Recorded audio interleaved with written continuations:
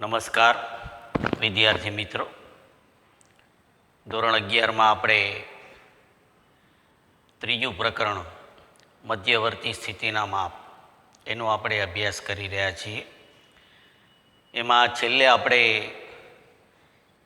મધ્યવર્તી સ્થિતિના માપ તરીકે જેનું પહેલું માપ છે મધ્યક, તો મધ્યકના જે જુદા જુદા પ્રકાર છે, સમાંતર મધ્યક, પછી ગુણોત્તર મધ્યક, ભારિત મધ્યક, મિશ્ર મધ્યક, તો આવા જુદા જુદા જે મધ્યક છે તો એના વિશે આપણે થિયરિકલી એનો પરિચય આપણે મેળવ્યો હતો.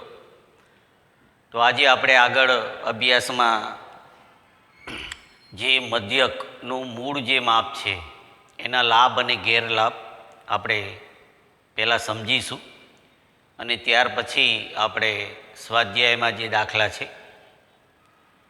એ આપણે ગણીશું. તમારા પાઠ્યપુસ્તકમાં પેજ નંબર 77 ઉપર, પેજ નંબર 77 ઉપર જે મધ્યક છે એના લાભ અને ગેરલાભ આપેલા છે. તો સૌથી પહેલાં આપણે મધ્યકના લાભ થિયરિકલી આપણે સમજીએ. તો એમાં સૌથી પહેલું જો કીધું છે કે જે મધ્યક છે એની વ્યાખ્યા એ સરળ અને સ્પષ્ટ છે અને સાથે સાથે એની ગણતરી જે છે એ પણ સરળ છે, બરાબર. એટલે બંને પહેલાં પ્રથમ જે બંને લક્ષણો છે એને આપણે સંયુક્ત રીતે બતાવીએ તો એ રીતે આપણે મધ્યક જે છે, મધ્યકની ગણતરી અથવા એની વ્યાખ્યા પહેલાં આપણે લખીએ કે મધ્યકની વ્યાખ્યા અને તેની ગણતરી જે છે એ સરળ અને સ્પષ્ટ છે. એટલે કે મધ્યક કોને કહેવાય, મધ્યક એટલે શું, તો આપણે એ શબ્દને આપણે સરળ રીતે વ્યાખ્યાયિત કરી શકીએ છીએ કે ભાઈ જે માહિતીના જે અવલોકનો હોય તો એ અવલોકનોની સંખ્યા વડે આપણે ભાગીએ અને જે માપ આપણને મળે એને આપણે મધ્યક કહીએ છીએ. એટલે કે એની વ્યાખ્યા જે છે એ સરળ છે, સ્પષ્ટ છે. એ રીતે એની ગણતરી, માહિતીના જે કંઈ અવલોકનો આપણને આપેલા હોય તો એના આધારે આપણે સરળતાથી એનો મધ્યક જે છે ગણી શકીએ છીએ. તો એ રીતે આ પહેલું લક્ષણ છે કે એની વ્યાખ્યા અને એની ગણતરી જે છે એ સરળ અને સ્પષ્ટ છે. પછી બીજો લાભ કે મધ્યકની ગણતરીમાં આપણે માહિતીના બધા અવલોકનો જે છે, માહિતીના બધા અવલોકનો જે છે એ આપણે ધ્યાનમાં લઈએ છીએ. એટલે કે માહિતીના બધા જે અવલોકનો હોય એને ધ્યાનમાં લઈને આપણે મધ્યક શોધીએ છીએ. એટલે એ પ્રમાણે એનો ત્રીજો લાભ એવી રીતે આપેલો છે કે મધ્યક જે છે માહિતીના બધા અવલોકનો પર આધારિત જે છે એવું એક માપ છે. એટલે કે એમાં મધ્યકની ગણતરીમાં માહિતીના બધા અવલોકનો ધ્યાનમાં લેવામાં આવે છે. જે મધ્યવર્તી સ્થિતિના બધા જુદા જુદા જે માપ છે, તો જે માપ માહિતીના બધા અવલોકનો ધ્યાનમાં લઈને જે માપ મેળવવામાં આવે તો એને એક આદર્શ માપ આપણે કહી શકીએ. એમ જે લક્ષણોમાં આપણે જોયું હતું તો મધ્યક પણ એક એવું માપ છે કે જેમાં માહિતીના બધા અવલોકનો આપણે ધ્યાનમાં લઈએ છીએ. પછી આપણને કીધું છે કે બેઝિક ક્રિયાઓ માટે એ અનુકૂળ માપ છે. જે આપણે એટલે આંકડાશાસ્ત્રની જે બેઝિક ક્રિયાઓ હોય છે એના માટે એક અનુકૂળ માપ મધ્યક એક એવું માપ છે એમ કે જેના આધારે આપણે જે માહિતી હોય છે એનું કોઈ ચોક્કસ આપણે અર્થઘટન કરી શકીએ છીએ કે એનું વિશ્લેષણ કરી શકીએ છીએ.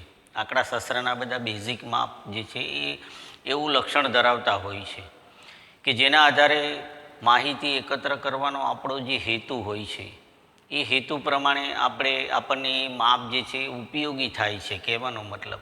એટલે કે બેઝિક ક્રિયા, આપણી બેઝિક ક્રિયા કે જે પાયાની ક્રિયા છે કે ભાઈ આપણે માહિતી શા માટે એકત્ર કરી, એનો હેતુ શું હતો, આપણે શું જાણવા માગતા હતા, એ બેઝિક ક્રિયા કહેવાય. આપણો પાયાનો હેતુ તો મધ્યક દ્વારા આપણે આપણો પાયાનો જે હેતુ છે, માહિતી એકત્ર કરવાનો આપણો જે હેતુ છે એ આપણે સમજી શકીએ છીએ. એમ એનો મતલબ એ રીતે થાય એમ. પછી આપણને કીધું કે મધ્યક એ પ્રમાણમાં એક સ્થિર માપ છે. મધ્યક જે છે એ સ્થિર માપ છે. એટલે મધ્યકનું માપ એ જે માહિતીના અવલોકનો પરથી આપણે મેળવ્યું હોય તો એ અવલોકનો સાથે આપણે એની સરખામણી કરીએ તો એ અવલોકનોની આસપાસ કેન્દ્રિત થયેલું હોય છે. એટલે કે એ રીતે એક સ્થિર માપ છે એમ કહેવા માગે છે. એટલે કે માહિતીના જે અવલોકનો છે એની નજીકનું માપ હોય છે. સ્થિર માપ હોવું એટલે માહિતીના અવલોકનોની નજીકનું માપ છે એમ. એટલે કે માહિતીના જે અવલોકનોનો જે કંઈ વિસ્તાર હોય તો એની નજીકનું માપ હોય છે, બહુ દૂરનું માપ નથી હોતું. જો બહુ દૂરનું માપ હોય તો એમાં એક પ્રકારનું વિચલન ઊભું થાય. એટલે એમાં જે વિચલન જે છે એ બહુ ઓછું હોય છે કે એટલે એને એક સ્થિર માપ તરીકે આપણે ઓળખી શકીએ. અને આગળ એમાં સમજીએ એ રીતે કીધેલું જ છે કે મધ્યક જે અવલોકનો છે એ પ્રમાણે એમાં વિચલનનું પ્રમાણ ઓછું હોય છે. એટલે વિચલનનું પ્રમાણ ઓછું હોવું એટલે કે જે માહિતીના અવલોકનો હોય છે એની નજીકનું એ માપ હોય છે એમ.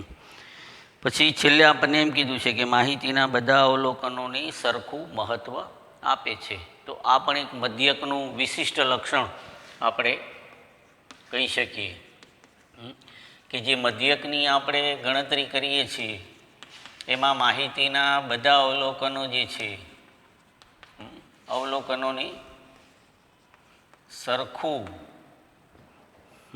મહત્ત્વ આપવામાં આવે છે.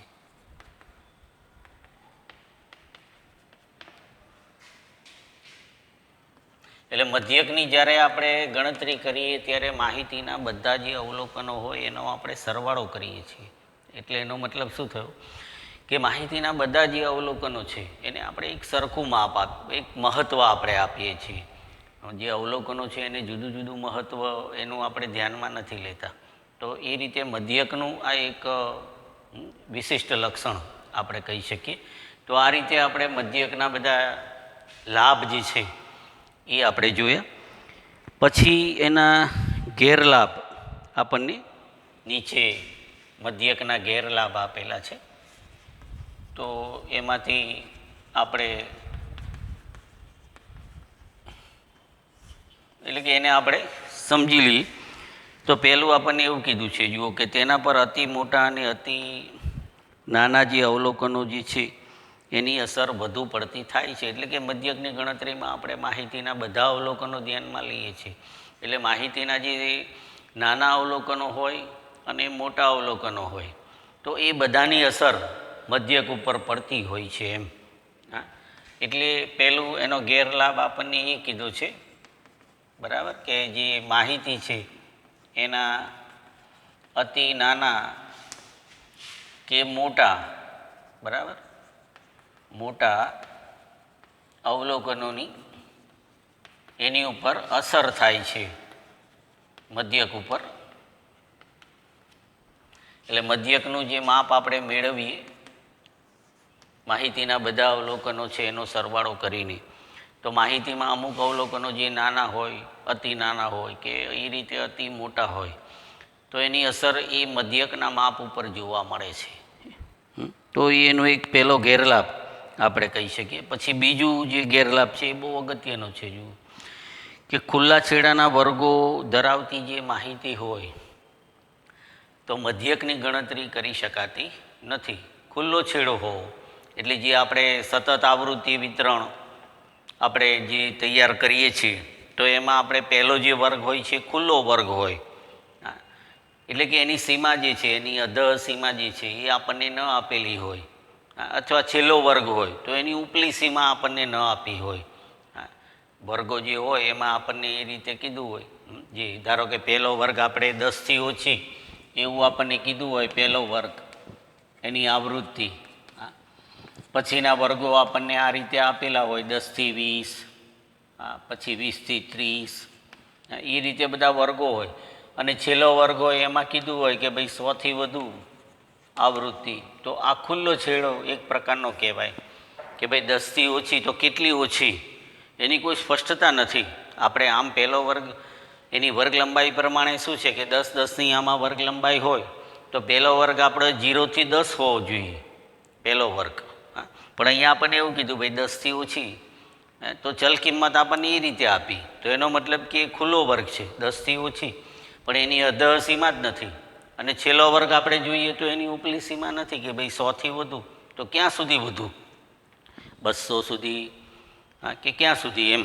એટલે એ રીતે ખુલ્લા છેડાવાળા જ્યારે વર્ગો હોય તો મધ્યકની ગણતરી શક્ય નથી, કારણ કે આપણે પછી ચલ કિંમત જે છે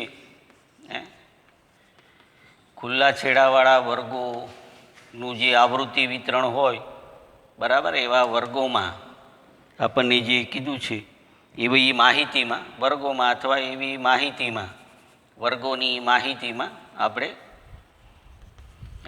ખુલ્લા છેડાના જે વર્ગો હોય તો ખુલ્લા છેડાવાળા વર્ગોની માહિતી જે છે તો માહિતીમાં મધ્યકની ગણતરી જે છે એ શક્ય નથી એમ આપણે કહી શકીએ.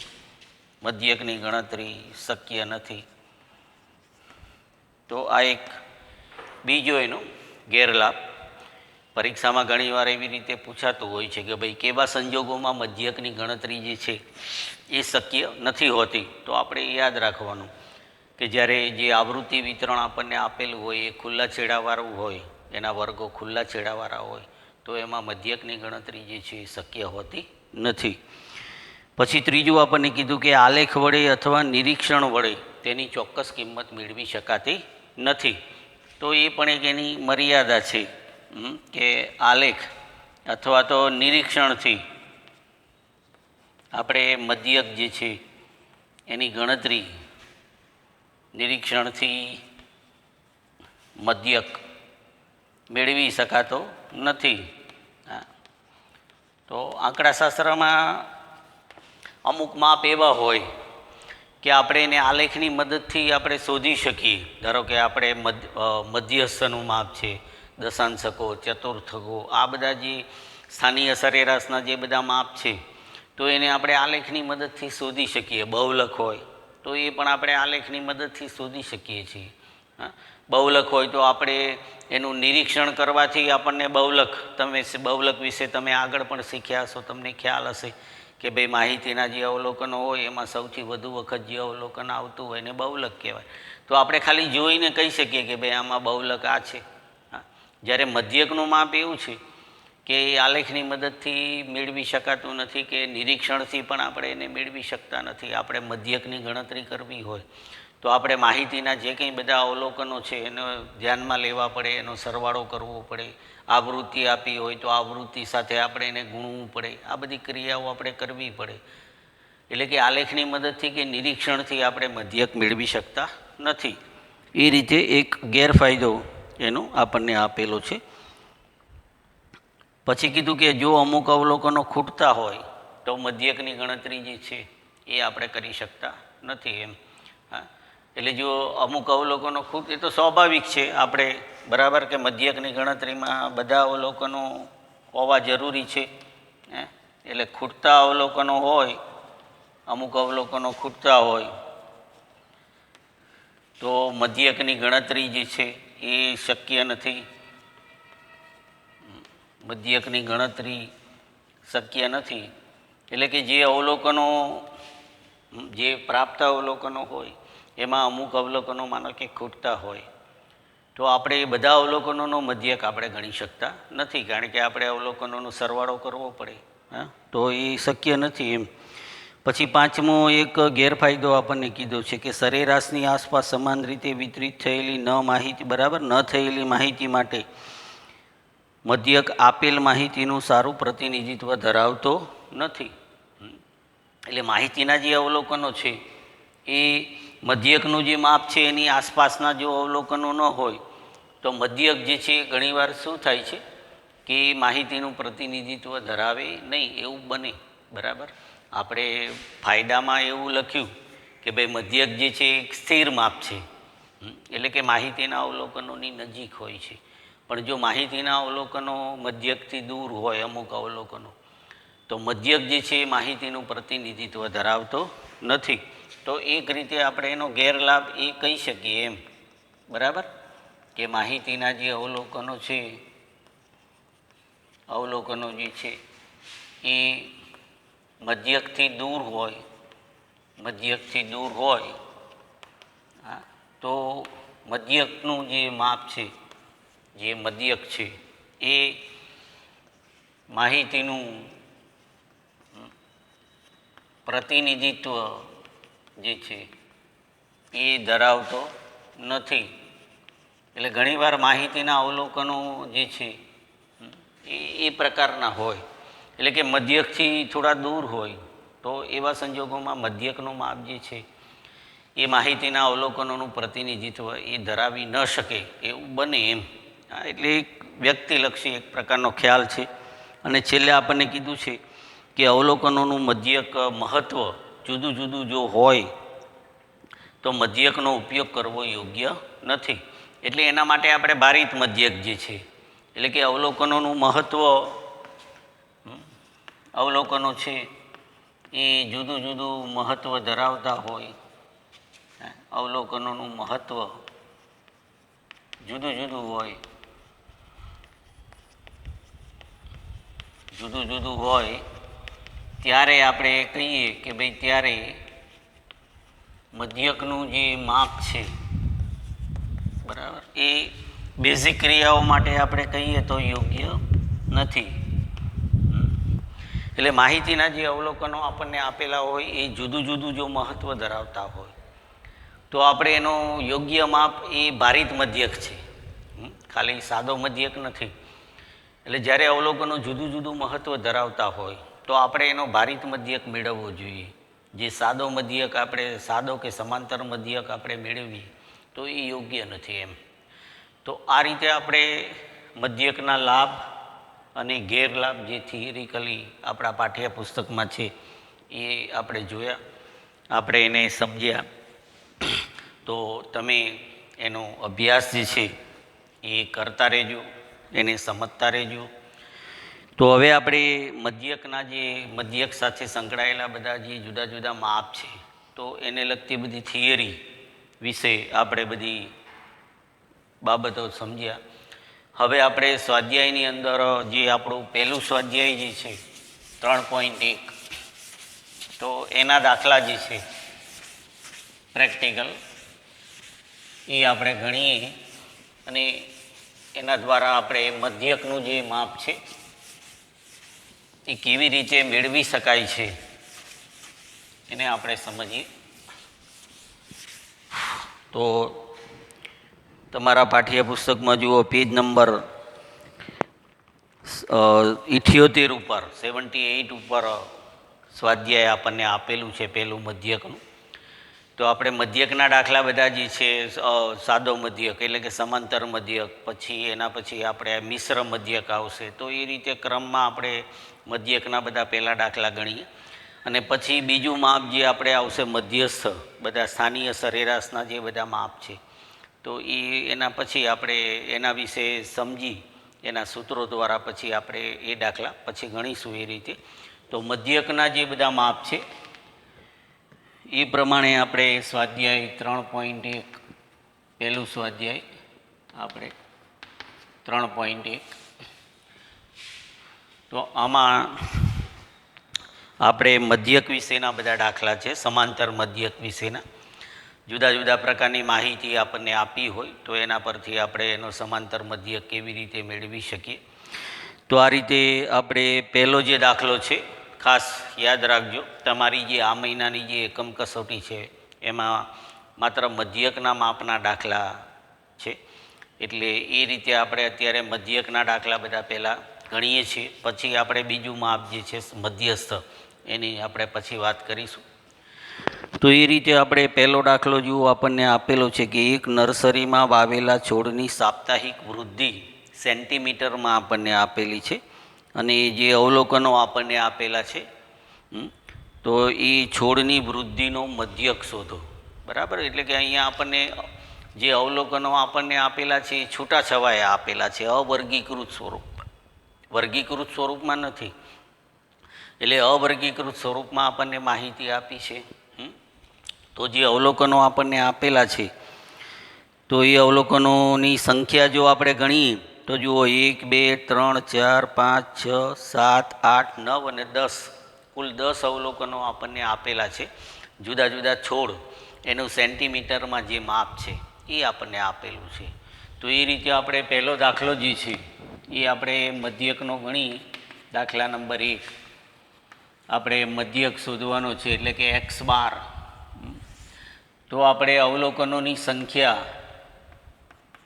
આપણને જે આપી છે, અવલોકનોની સંખ્યા એટલે કે n બરાબર આપણને 10 આપ્યું છે. એમાં પછી જે અવલોકનો છે એનો આપણે સરવાળો જે છે, મધ્યકનું આપણે સૂત્ર મૂકીએ કે x12 બરાબર શું થશે, સિગ્મા xi ભાગ્યા n. આપણે મધ્યકનું આ સૂત્ર થશે, એટલે કે સિગ્મા xi એટલે કે અવલોકનોનો સરવાળો ભાગ્યા n એટલે કે અવલોકનોની સંખ્યા. તો અવલોકનોનો આપણે સરવાળો જે કરવાનો છે તો એમાં આપણે અવલોકનો બધા સરવાળામાં બતાવીએ. જે કંઈ અવલોકનો આપણને આપેલા છે 1.0 વત્તા જુઓ 3.2 વત્તા 1.4 જુઓ વત્તા 1.9 વત્તા જુઓ 2.4. આ રીતે બધા અવલોકનો છે એનો સરવાળો આપણે બતાવીશું. પછી 1.6 બરાબર વત્તા આપણે 1.4, પછી 2.1 જુઓ, પછી એના પછી વત્તા આપણે મૂકીએ 1.3 અને 1.5 બરાબર. પછી એને આપણે n વડે ભાગવાનું છે. જુઓ આ બધા અવલોકનોનો આપણે સરવાળો અને n વડે ભાગીએ એટલે કે 10. n બરાબર આપણે અવલોકનોની જે સંખ્યા આપી છે 10 વડે આપણે એને ભાગીએ તો પોઈન્ટમાં જે અવલોકનો છે તો આ કેલ્ક્યુલેટરની મદદથી આપણે એનો સરવાળો જે છે એ કરી શકીએ. એટલે એ રીતે આપણે પરીક્ષામાં તમારે કેલ્ક્યુલેટરની મદદથી તમે એનો સરવાળો જે છે એ કરી શકો. એટલે જે 10 અવલોકનો આપણને આપ્યા છે જુઓ એનો સરવાળો આપણે 17.8 થાય છે. તો 17.8 ભાગ્યા 10 આપણે કરીએ તો અહીંયા પોઈન્ટ છે એટલે 10 વડે ભાગીએ, એક શૂન્યવાળી નીચે સંખ્યા છે એટલે 1 પોઈન્ટ ખસી જશે એટલે આપણો જવાબ આવશે 1.78 બરાબર. 1 પોઈન્ટ આપણે ખસી જશે.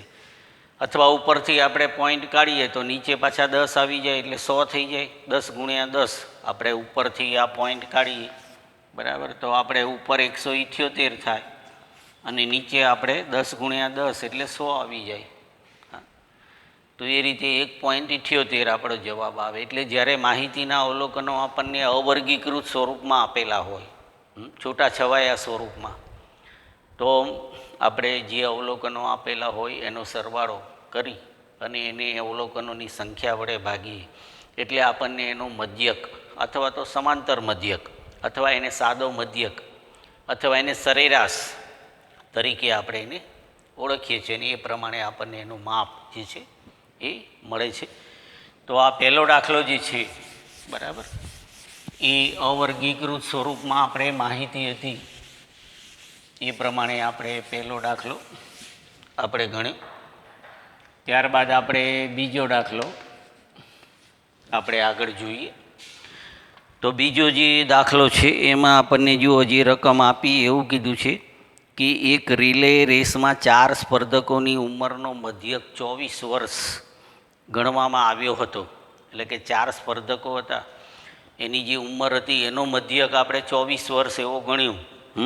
પછી કીધું કે પાછળથી માલુમ પડ્યું કે એક સ્પર્ધકની ઉંમર ખરેખર 27 હતી, તે 25 વર્ષ એમ ખોટી નોંધવામાં આવી હતી. એટલે કે આપણે મધ્યકની જે ગણતરી કરી એમાં ભૂલ કરી કે એક સ્પર્ધકની ઉંમર 27 હતી તો એની જગ્યાએ આપણે એને 27 હતી અને ખોટી આપણે 25 ભૂલથી આપણે એની ઉંમર 25 ગણી લીધી. એટલે કે માહિતીના જે અવલોકનો હતા એનો સરવાળો કરવામાં આપણે ભૂલ થઈ એમ કહેવાય ને બરાબર. પછી કીધું કે જો ઉંમરનો મધ્યક 25 વર્ષથી વધારે હોય તો સ્પર્ધામાં એ ભાગ લઈ શકે નહીં એવો નિયમ હોય તો ઉંમરનો સુધારો કર્યા પછી પણ સ્પર્ધામાં એ ભાગ લઈ શકશે, બરાબર ને? એટલે આમાં બીજો પ્રશ્ન છે. પણ પહેલી આપણે ભૂલ શું કરી કે આપણે 4 અવલોકનો, જે 4 સ્પર્ધકો હતા એની ઉંમરનો આપણે મધ્યક જે ગણ્યો 24, એ મધ્યક ગણવામાં આપણે ભૂલ કરી કે એક અવલોકન આપણે 27 હતું એને ભૂલથી આપણે 25 લઈ લીધું, એમ 25 વર્ષ એમ ગણવામાં આવી. તો હવે આ ભૂલ આપણે કરી છે તો એ ભૂલ પહેલાં આપણે સુધારવી પડે. અને એના આધારે પછી બીજો જે પ્રશ્ન આપણને પૂછ્યો છે કે જો ખરેખર ઉંમરનો મધ્યક જે છે 25 વર્ષથી ઉપર હોય એ 4 સ્પર્ધકોનો, તો એ બરાબર વધારે હોય એવો નિયમ હોય તો ઉંમરનો સુધારો કર્યા પછી પણ એ સ્પર્ધામાં ભાગ લઈ શકશે. પણ એ આપણે મધ્યક, સુધારેલો મધ્યક આપણે શોધીએ પછી આપણને એનો ખ્યાલ આવે કે 4 સ્પર્ધકો છે એની ઉંમરનો મધ્યક શું આવે છે, એમ 25થી નીચે આવે છે કે 25થી ઉપર આવે છે. ખરેખર અત્યારે તો આપણે 24 ગણ્યું, એ તો ભૂલ તો છે જ, તો પહેલાં આપણે ભૂલ સુધારવાની છે. એટલે એના માટે આપણે ઉપર લખીશું કે ભાઈ સુધારેલો મધ્યક આપણે ગણવાનો છે, ભૂલ અહીંયા આપણે સુધારવાની છે. એટલે જે 4 સ્પર્ધકો આપણે હતા એટલે કે n બરાબર આપણે 4 અને એનો ખોટો મધ્યક આપણે ગણ્યો 24. આ 24 એનો આપણે ખોટો મધ્યક ગણ્યો હતો.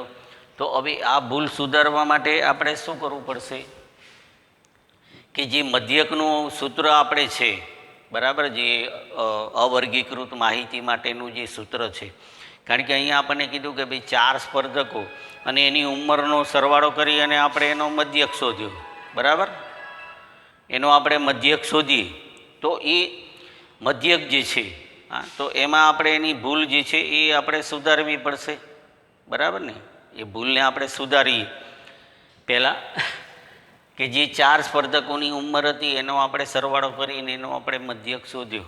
તો એ રીતે એ ભૂલ આપણે સુધારવાની પહેલાં, એટલે કે અવર્ગીકૃત માહિતીનો આપણે મધ્યક શોધ્યો છે તો આપણે એનો સરવાળો જે ખોટો કર્યો હોય, કારણ કે આપણે એક અવલોકન ખોટું લીધું એટલે સરવાળો ખોટો લેવામાં આપણે ભૂલ કરી, બરાબર. તો એ રીતે આપણે પહેલાં મધ્યકનું આપણે સૂત્ર મૂકીએ, જે આપણો ખોટો મધ્યક છે x બાર બરાબર જુઓ સિગ્મા xi/n, જે ખોટો મધ્યક આપણે ગણ્યું. તો એમાં જે અવલોકનોનો આ સરવાળો આપણે ખોટો કર્યો હોય તો એ સરવાળો આપણે મેળવીએ કે ભાઈ જે ખોટો સરવાળો આપણે કર્યો એ શું હશે, એમ. તો એ રીતે સિગ્મા xi/n આપણે કરીએ, એમાં આપણે ખોટો મધ્યક મૂકીએ ડાબા જબા પ્રમાણે કે ભાઈ ખોટો મધ્યક અત્યારે 24 બરાબર સિગ્મા xi આપણે શોધીએ ભાગ્યા n એટલે કે 4 છે. આ રીતે તો જે આપણે અવલોકનોનો સરવાળો જે પહેલાં કર્યો હશે તો એ આપણે કોમન કાઢીએ. હવે સિગ્મા xi આપણે કોમન કાઢીએ તો આ બેનો ગુણાકારનો સંબંધ થાય, બરાબર, જે બરાબરની ડાબી જમણી બાજુ છે. તો સિગ્મા xi આપણે કોમન કાઢીએ, જુઓ કે ભાઈ સિગ્મા xi બરાબર શું થશે કે 24 ગુણ્યા 4 એટલે કે 96. તો જે 4 સ્પર્ધકોની ઉંમર વિશેની વાત હતી અને એમાં આપણે એનો જે મધ્યક ખોટો મધ્યક આપણે શોધ્યો હતો તો એમાં જે 4 સ્પર્ધકોની ઉંમરનો આપણે સરવાળો ખોટો સરવાળો આપણે કર્યો હશે એ આ ખોટો સરવાળો સિગ્મા xi એટલે કે આ આપણને ખોટો સરવાળો મળ્યો, આ આપણને ખોટો સરવાળો મળ્યો. હવે આપણે સરવાળામાં જે ભૂલ કરી છે એ આપણે સુધારીએ, જે આપણને દાખલામાં કીધું છે કે ભાઈ જે 4 સ્પર્ધકોની ઉંમર હતી એમાં એક અવલોકન એટલે કે એક સ્પર્ધકની ઉંમર 27 હતી, એ આપણે ભૂલથી 25 લઈ લીધી.